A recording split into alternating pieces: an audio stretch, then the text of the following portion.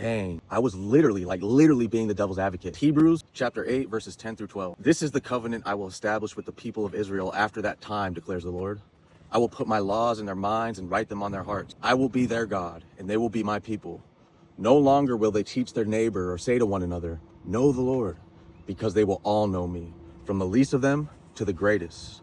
For I will forgive their wickedness and will remember their sins no more. What really stands out to me is I will put my laws in their minds and write them on their hearts. Now I want to talk a little bit about my personal experience with that. I'm ashamed of it and I've prayed on it a lot, but I've always known God was real before I ever stepped into this a couple years ago in my heart. And one of my best friends, Josh, Jay Ward, he'd come over to my apartment and he's like, maybe we should try reading the Bible, you know? He was just trying to plant a seed. And I was like, no, I don't believe that. I don't want to worship this kind of God that's has all this wrath and anger.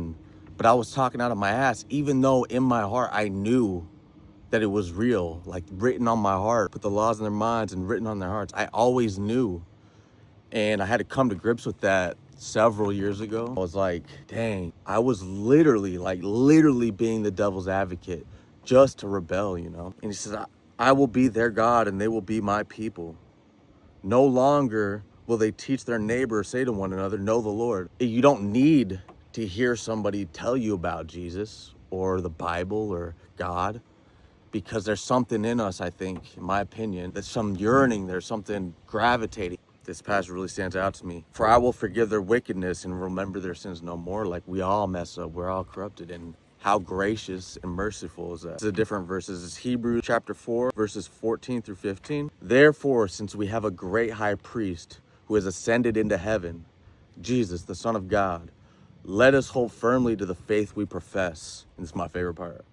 For we do not have a priest who is unable to empathize with our weaknesses, but we have one who has been tempted in every way, just as we are, yet he did not sin. To be quite blunt, before all this, I didn't even know that Jesus was God. I didn't understand it, ignorance. But once I started realizing, it's like, I think of it as kind of like Ready Player One, that movie or book. Like, God is outside of this and he puts himself into our reality. Jesus lived a life. He cried. He probably laughed and joked around the house with his family. He lived a human life. If someone's giving you advice and they've never been through something, you can hear them, but it's not coming from that place. And Jesus is the GOAT. He subjected himself to a life like ours, and he didn't make a mistake. He didn't sin, and still was crucified, tortured, and killed, just so that we have an opportunity to be with him again.